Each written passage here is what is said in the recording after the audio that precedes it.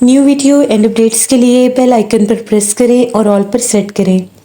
शुरू करते हैं अल्लाह के बाबरकत नाम से जो बड़ा मेहरबान और नहायत रहम वाला है। तमाम तारीफ़ें मेरे अल्लाह रब्बुल इज़्ज़त के लिए हैं। खौफनाक कहानियों के मुअज़्ज़ज़ नाज़रीन को मेरी तरफ से अस्सलाम वालेकुम। उम्मीद करती हूँ आप सब लोग खैरियत से होंगे, जहाँ होंगे खुश होंगे। हर रोज़ की तरह आज भी आप लोगों के लिए बहुत डरावनी कहानियाँ लाई हूँ जिन्हें आप लोग बहुत पसंद करेंगे। आज की पहली खौफनाक कहानी आरफा शेयर कर रही हैं। आरफा कहती हैं हम लोग पेशावर के रहने वाले हैं। आज आपके साथ अपनी ज़िंदगी में पेश आने वाली बहुत ही ज़्यादा डरावनी कहानी शेयर करना चाहती हूँ। आज से 15 साल पहले की बात है। हम लोग जिस इलाके में रहते थे वो बड़ा खूबसूरत सरसब्ज़ इलाका था। आसपास बड़े घने दरख्त और सब्ज़ा होता था। मेरी एक सहेली हम लोगों के घर के करीब ही रहती थी। गर्मियों का मौसम था। एक शाम मैं अपनी सहेली से मिलने के लिए गई। वहाँ पर मुझे बैठे खासी देर हो गई। मैं अक्सर उनके घर चली जाया करती थी और वो मेरे घर, इसलिए घर वालों को कभी एतराज़ नहीं होता था। मैं वहाँ से वापस आ रही थी तो हम लोगों के घर के करीब ही मैंने एक काले रंग के कुत्ते को देखा।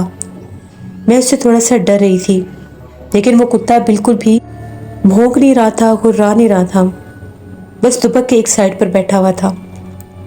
मुझे लगा शायद ये कोई बीमार कुत्ता है। मैं घर गई, जाने लगी, उसके पास से गुजरी तो वो कुत्ता आहिस्ता आहिस्ता कदमों से मेरे पीछे चलने लग गया और आकर हम लोगों के घर के बाहर बैठ गया। मुझे लगा शायद ये भूखा है। मैं घर गई और मैंने वहाँ से आधी रोटी का टुकड़ा लिया और लाकर उसके आगे रख दिया। वो कुत्ता वो रोटी का टुकड़ा खाने लगा। मेरे दिल को थोड़ा सुकून हुआ। एक पुराने बर्तन में लाकर मैंने थोड़ा पानी भी पास रख दिया। वो पानी भी पीने लगा। अभी मैं वहीं पर खड़ी थी, एकदम से वो कुत्ता आकर मेरे पैरों में जैसे लेटने लगा। मैं डर के थोड़ा पीछे हुई कि कहीं ये मुझे काट ना ले, लेकिन वो मेरे पैरों पर गिर रहा था, जैसे मेरे पैरों में लेटने की कोशिश कर रहा था, मायूस हो रहा था मुझसे। मैंने डरते डरते उसके करीब हाथ किया, उस पर हाथ फेरा तो वो वहीं पर बैठ गया। अब मुझे उससे डर नहीं लग रहा था। अब ये रोज़ की रूटीन बन गई। दिन भर वो कुत्ता मुझे कहीं नजर नहीं आता था। मगरिब के बाद वो कुत्ता हम लोगों के घर के आगे आकर बैठ जाता था और पता नहीं मुझे कैसे पता लग जाता था कि वो बाहर आ गया है। तकरीबन 2-3 दिन गुजर गए। मैं उसको रोटी डालती रही, घर वालों को भी बताया। अम्मी ने खैर इतनी तवज्जो नहीं दी। उन्हें पता था कि मैं अक्सर ऐसे काम करती हूँ। कभी बिल्लियों के लिए कुछ रख देती हूँ तो कभी ऐसे ही जानवरों के लिए बाहर कुछ बचा कुचा रख देती थी, लेकिन इसको तो मैं बाकायदा अब रोटी दिया करती थी। कुछ दिनों से जब मैं रात को सोती थी तो सुबह उठती थी तो मेरे पैरों में बहुत दर्द होता था। इतना दर्द होता था कि मेरे पाँव से जूता नहीं पहना जाता था। पैरों में जख्म भी कोई नहीं होता था, लेकिन पाँव नीचे से बहुत ज़्यादा रेड होते जा रहे थे। अब तो ये हालत हो गई थी कि मैंने रोना शुरू कर दिया कि मेरे पैरों में बहुत दर्द रहता है। मालिश भी की, कोई समझ में नहीं आती थी, पेन किलर भी ली कि पाँव को हो क्या गया, दोनों पैरों को। एक रात की बात है, सोए सोए मुझे मेरे दोनों पैरों में बहुत दर्द महसूस हुआ। मेरी आंख खुल गई तो मैं क्या देखती हूँ, एक भयानक चेहरे वाला, जैसे कोई मर्द है, कोई शख्स है, मेरे पैरों के पास बैठा है और मेरे दोनों पैर चाट रहा है। उसका चेहरा कुत्ते के जैसा है, बहुत लंबी जुबान, उसके जिस्म पर बाल भी वैसे ही हैं जैसे उस काले रंग के कुत्ते के जिस्म पर थे। ये मंजर इतना भयानक था कि मैं कांपने लग गई। मैं अपने पैर छुड़वाने की कोशिश कर रही थी। ऐसे लग रहा था मेरे पाँव उसने जकड़े हुए हैं। मैं डर गई। मैंने एकदम से हिम्मत की और अपने पाँव पीछे की तरफ किए। उसकी नज़र मेरे चेहरे पर पड़ी, सुर्ख अंगारों जैसी आंखें। एकदम से उसे पीछे की तरफ छलांग लगाई, जैसे बाकायदा कोई जानवर होता है। अजीबोगरीब था, चेहरा जानवर जैसा, धड़ इंसान जैसा, और वो गायब हो गया। मैं बहुत ऊंचे चिल्लाने लग गई, चीखने लग गई। मेरी अम्मी आ गई, भागी भागी आई, लाइट जलाई। मैं रो रही थी, खौफजदा थी, कांप रही थी। उन्होंने मुझे पानी पिलाया, मुझे हिम्मत दी। मेरे पैरों की हथेलियों से खून बह रहा था। मैंने अम्मी को बताया कि मैंने भी यहाँ पर एक मखलूक को देखा है, वो बहुत ज़्यादा भयानक था। अम्मी, میں جس کالے کتے کو روٹی ڈالتی ہوں اس کا ویسے ہی جسم تھا اور شکل بھی ویسی تھی، لیکن اس کا قد کاٹ انسانوں جیسا تھا اور وہ چل بھی انسانوں کی طرح رہا تھا۔ امی مجھے بچا لیں، وہ کوئی اور مخلوق ہے، وہ مجھے مار دے گا۔ میں بہت روئی، اتنا روئی کہ جیسے میں نیم بے ہوشی میں میری حالت ہو گئی۔ امی بہت ڈر گئیں۔ امی آیت کرسی پڑھ رہی تھیں۔ امی نے ڈر کے ابو کو جگایا، گھر والوں کو بتایا۔ میرے بڑے بھائی کی شادی ہوئی ہوئی تھی، بھابھی بچے سب جاگ کے، سب بہت خوفزدہ تھے کہ پتہ نہیں کیا ہو گیا۔ میرے پیروں کے اوپر امی نے فوراً سے ٹیوب وغیرہ لگائی کہ شاید میرے پاؤں کے زخم ٹھیک ہو جائے۔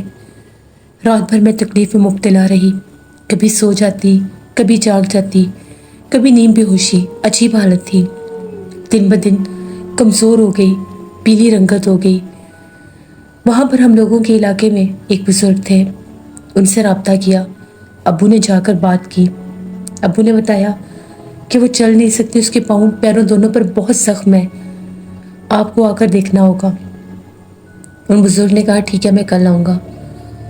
اس رات میں تو باہر نہیں جا سکی۔ رات بھر ہم لوگوں کے گھر کے باہر کتے کے رونے کی آوازیں آتی رہیں۔ وہ بھیانک آوازوں میں رو رہا تھا۔ جلدی سے میرے ابو بھاگے بھاگے گئے اس کو مارنے کے لیے۔ ابو کہتے ہیں جیسے ہی میں باہر نکلا تو اتنی تیزی سے اٹھ کر کھڑا ہو گیا، اس کا قد بھی بہت بڑا تھا۔ ابو ڈر کے اندر کی طرف ہو گئے۔ ابو نے وہاں سے ایک سٹک اٹھائی، چھڑی اٹھائی اس کو مارنے کے لیے۔ ابو کہتے ہیں جو ہی میں نے ابھی سٹک باہر کی، میرے سامنے وہ 2 قدم پیچھے ہٹا اور غائب ہو گیا۔ وہ کوئی جانور نہیں تھا، اس کے جسم کے بہت سے بال ہر روز میرے کمرے میں بھی ہوتے تھے۔ بھابھی نے یہ بات بتائی۔ وہ کہتی ہیں جب بھی میں تمہارے کمرے میں جھاڑو لگاتی ہوں، صفائی کرتی ہوں، یہاں سے یہ باریک باریک کالے کالے بال ملتے ہیں۔ میں تو سمجھ رہی تھی شاید تم نے اپنے بال کاٹے ہوں گے تو کہیں ادھر ادھر بکھر گئے ہوں گے۔ میں تو روز یہاں سے یہ بال نکال رہی ہوں۔ وہ ہر رات وہاں پر وہ مخلوق آتی تھی جو میرے پیروں کو چاٹتا تھا اور مجھے نقصان دے رہا تھا۔ ابو اندر آئے جلدی سے۔ ابو نے کہا کہ وہ چیز غائب ہو گئی ہے۔ اس کے بعد اس کتے کی بھیانک رونے کی، چیخنے کی آوازیں میرے کانوں میں گونجنے لگیں اور مجھے باقاعدہ ایسا لگا کہ ہم لوگوں کا جو باہر کا صحن ہے اس کی دیوار کے اوپر ایک کالے رنگ کا سایہ ہے، اور وہ سایہ باقاعدہ جیسے کبھی صحن میں آگے کی طرف آتا ہے، کبھی پیچھے چلا جاتا ہے۔ میں نے بہت زیادہ شور مچایا، میں ڈر رہی تھی، مجھے خوف آ رہا تھا۔ کمرے کا دروازہ بند کر دیا گیا۔ امی سورۃ یاسین میرے پاس بیٹھ کر پڑھنے لگ گئیں۔ اگلی صبح 10 بجے ہم لوگوں کے گھر وہ بزرگ آئے۔ میری حالت دیکھی، میرے پیر دیکھے، ان کے زخم دیکھے۔ میرے پاؤں دیکھنے کے بعد انہوں نے یہ کہا کہ یہ ایک جن ہے، بہت بھیانک ظالم جن، ایک عفریت ہے جو اس لڑکی پر عاشق ہو چکا ہے اور وہ اس کے پاؤں چاٹتا ہے۔ آہستہ آہستہ اس کے جسم کا سارا خون اس نے پی جانا تھا۔ ابھی اس کا آسیب اس کے جسم پر حاوی نہیں ہوا، ابھی وہ صرف اور صرف اس سے کھیل رہا تھا۔ یہ اس کے قریب جاتی ہے، اس سے پیار سے پیش آتی ہے، وہ اس پر عاشق ہو گیا۔ وہ ایک بھیانک عفریت تھا جو کتے کے روپ میں اس شام باہر گلی میں بیٹھا تھا۔ اتنی آسانی سے اس کو پیچھے نہیں ہٹایا جا سکتا، ورنہ وہ اسے جانی نقصان بھی دے سکتا ہے، کیونکہ وہ بہت سخت مخلوق ہے۔ ابھی حفاظت کے لیے اس کے گلے میں یہ تعویذ پہنا دیں۔ میں 3 دن عمل کروں گا، 3 دن کے بعد دوبارہ آؤں گا اور پھر میں اس عفریت کو قید کر لوں گا۔ اس کے علاوہ اس کو قید کرنے کا کوئی حل نہیں ہے۔ آپ لوگوں میں سے کسی نے اس کو کوئی دم نہیں کرنا۔ اب جو کوئی بھی اس کو دم کرے گا وہ اس کو بھی جانی نقصان دینے کی کوشش کرے گا۔ آپ کے گھر میں کوئی بھی نقصان ہو، کوئی بھی آواز آئے، کوئی بھی پکارے تو جواب نہیں دینا۔ اس لڑکی کو اسی کمرے کے اندر رکھنا ہے۔ کوشش کریں کہ اس کو کم سے کم باہر نکالا جائے، گھر سے باہر تو نکلنا ہی نہیں ہے۔ مجھے دم کر کے حفاظت کا تعویذ دے کر وہ چلے گئے۔ ان کے جانے کے بعد کچھ میرے جسم کو سکون آیا، ورنہ ہر ٹائم ایسا لگتا تھا کہ جس طرح سے میرے جسم کو کوئی جلا رہا ہے، اور کبھی ایسا لگتا تھا جیسے میرے جسم کو باقاعدہ میری ہڈیوں کو کوئی توڑ رہا ہے، اور میرے پاؤں جو تھے وہ تو بے حد زخمی ہو جاتے تھے، خون بہنے لگ جاتا تھا، بینڈیج کے علاوہ بھی خون بہتا رہتا تھا، سمجھ بھی نہیں آتا تھا، میں چلتی بھی نہیں تھی، وہ اسی کا اثر تھا۔ اس رات مجھے بڑی سکون کی نیند آئی، کہیں آدھی رات کا ٹائم تھا۔ میرے کانوں میں دور سے جیسے ایک شور سنائی دے رہا تھا، ایک کتے کی بھیانک بھونکنے کی آوازیں آ رہی تھیں۔ ایک دم سے میری آنکھ کھلی تو وہی بھیانک جن جو تھا ہم لوگوں کے باہر، گھر کے باہر بھونک رہا تھا، کوشش کر رہا تھا گھر کے اندر داخل ہونے کی، جس طرح سے باقاعدہ بار بار کچھ دروازے پر ٹکرے مارتا ہے۔ وہ جو بزرگ تھے منع کر کے گئے تھے کہ آپ لوگوں نے اپنی طرف سے کچھ بھی نہیں کرنا، وہ گھر میں داخل نہیں ہو سکتا چاہے جتنی کوشش کر لے۔ آدھا پونا گھنٹہ یہ کام چلتا رہا۔ امی میرے پاس ہی تھی، امی نے بھی آوازیں سنی، سب گھر والے سن رہے تھے۔ کچھ دیر کے بعد خاموشی چھا گئی۔ 3:30 بجے کے قریب گھر کے دروازے پر دستک ہونے لگ گئی۔ کوئی زور زور سے دروازہ کھٹکھٹا رہا تھا۔ ہمارا تو کبھی بھی اتنی رات کو کوئی نہیں آتا۔ بار بار میرے ابو کو، میرے بھائیوں کو کوئی آوازیں دے رہا تھا۔ ہم لوگوں نے کوئی جواب نہیں دیا، نہ ہی دروازہ کھولا۔ اگلے صبح جو سامنے والے تھے ان کا یہ کہنا تھا کہ رات بھر آپ کے گھر سے رونے کی آوازیں آتی رہیں، آپ کے گھر میں سب خیریت ہے، جبکہ ہم لوگوں کے گھر میں کوئی بھی نہیں رویا تھا۔ وہ مخلوق گلی میں الگ شور کر رہی تھی اور ہم لوگوں کے گھر میں الگ شور کر رہی تھی۔ ابو نے کہا کہ نہیں، ہمارے گھر میں تو ایسا کچھ بھی نہیں ہوا، پتہ نہیں شاید آپ کو کوئی وہم ہوا ہوگا۔ اس آدمی نے کہا کہ ہم لوگ تو باقاعدہ باہر آ کر دیکھنے پر مجبور ہو گئے تھے، آوازیں آپ کے گھر سے ہی آ رہی تھیں۔ ابو نے کہا کہ نہیں، ہمیں بھی رات کو ایسا محسوس ہوا کہ کوئی دروازہ کھٹکھٹا رہا تھا۔ اس آدمی نے کہا کہ نہیں، ہم لوگ تو سامنے اوپر چھت پر ہی سو رہے تھے، ہم نے تو ایسی کوئی آواز نہیں سنی۔ ابو کہتے میں نے اس کو کہا کہ نہیں، ایسا کچھ نہیں ہے۔ ابو واپس آئے، ابو نے آ کر گھر میں یہ بات بتائی۔ 3 دن اس نے مختلف طریقوں سے ہمیں تنگ کرنے کی کوشش کی۔ جیسے مغرب ڈھلتی تھی ہم دروازہ بند کر دیتے تھے اور باہر سے اکثر کبھی گیٹ پر پتھر مارتا تھا کوئی۔ کتے کے بھونکنے کی آواز آدھی رات کے بعد شروع ہوتی تھی۔ اسی شام ایک عجیب و غریب حلیے کا فقیر مانگنے والا ہمارے علاقے میں آیا۔ آج سے پہلے اسے کبھی کسی نے نہیں دیکھا تھا۔ پرانے دور کا لباس پہنے، کالے سیاہ چہرے والا، صرف ہم لوگوں کے گھر کے آگے آیا اور آ کر یہ کہنے لگا کہ مجھے کچھ دے دو۔ امی نے جب اس کا حلیہ دیکھا، امی نے دروازہ بند کر دیا۔ امی کہتی اس کی آنکھیں اتنی خوفناک تھیں، یہ وہی جن تھا، مختلف روپ لے کر آ رہا تھا کہ کسی طرح سے ہمارے گھر سے اسے کچھ مل جائے اور دوبارہ میرے اوپر حاوی ہو سکے۔ اگلی رات جو تھی، اس رات اس نے مجھے تھوڑا سا ڈرانے کی کوشش کی۔